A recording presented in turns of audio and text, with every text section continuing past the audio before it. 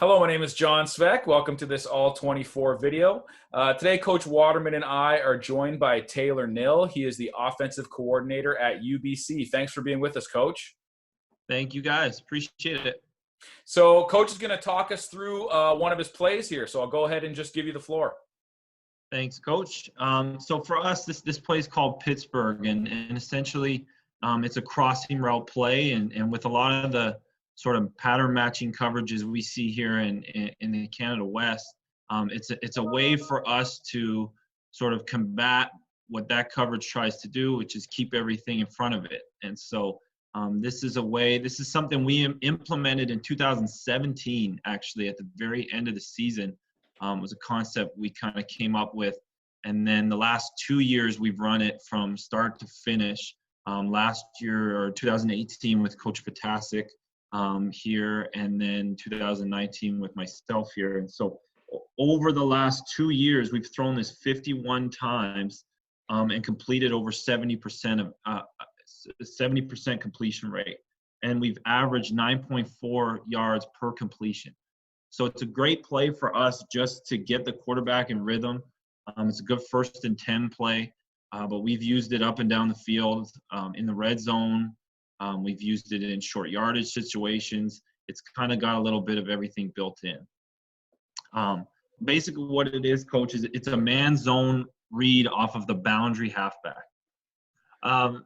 So what you're looking at is you're going to see number 2 from the boundary is going to come on a crossing route underneath everything. And number 2 and 3 from the field are also coming underneath. And you'll see the back to the flat. And so what the quarterback's reading is man zone off the boundary halfback.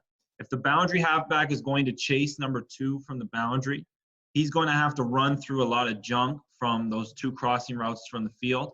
And we've got an opportunity for a big play coming out the front side to the field.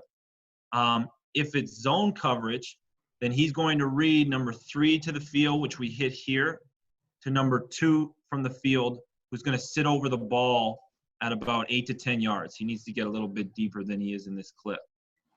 And then we've also got the flat route at the snap of the ball from the tailback, who's our hot release. So you can see here, you know, if the quarterback's feeling pressured and feeling like he's got to get the ball off right now, he can get it to his back and gain a little bit of depth. You know, depth is his best friend back there, especially against pressure, and get it to the back right now. But if it's feeling like it is right here, you know, a 3-man, 4-man rush, he's just going to read that boundary halfback. And that's going to tell him where his progression is going to go with the play. So as you can see with the pattern matching that we see from Calgary here, they pass off the underneath routes to the backers.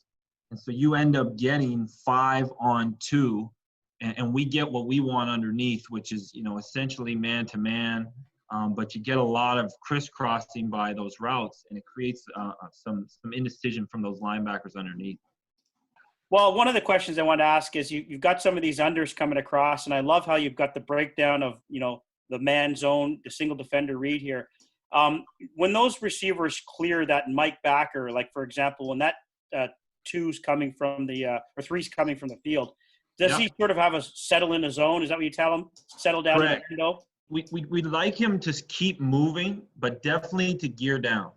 Gear down and show your chest to the quarterback so that he's got a target. Ideally, we catch this like we do here a little bit on the move, and we're able to go make something happen after the catch, right? So it's not completely a zone shutdown per se, but he's going to gear down and give his chest up to the quarterback. Phenomenal. And you talk about reading the boundary half. I'm wondering, do you ever come across any sort of unorthodox formations where that read changes, or is it always the boundary half that you guys are looking to? So we've run this play out of 32, which you see here. We've run it out of 23, so obviously the read just moves to the field halfback. And we've run it out of 41. And when we run it out of 41, we now read the boundary corner. You're essentially reading that defender who's chasing the boundary drag. That's your man-to-man. That's where you want to get some depth, find him flying across the field, and have potential for a big play out the front side. So your read is on the defender covering that boundary drag, or I guess to the field if it's out of 23, that drag by the weak side of the formation.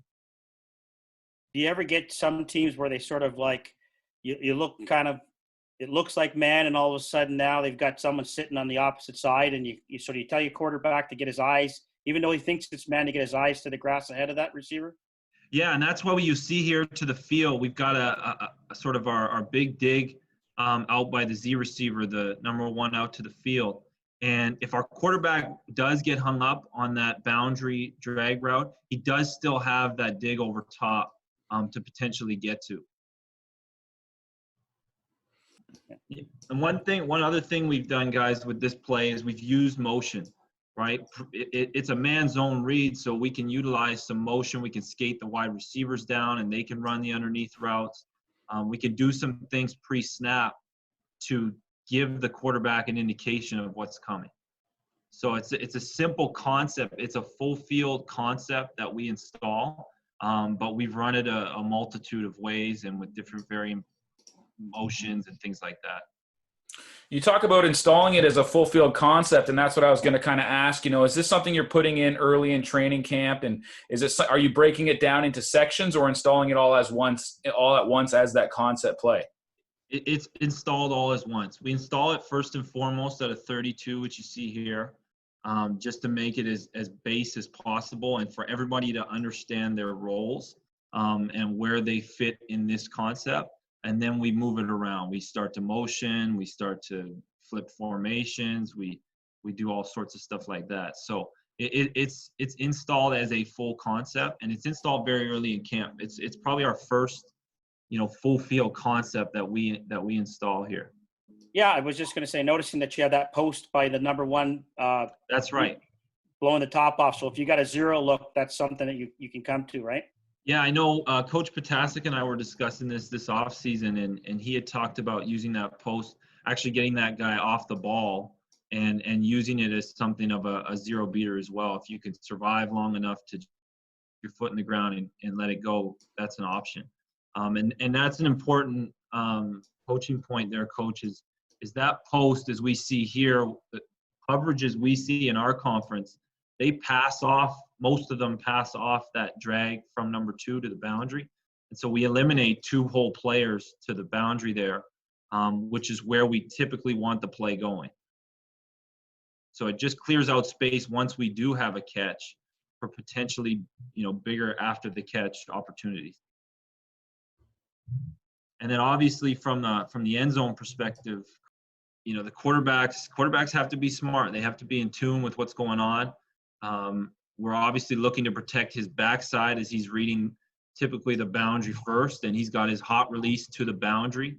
So we're going to protect that backside. I know with Coach Durazio coming in this year with us, we're going to change up our empty protection a little bit.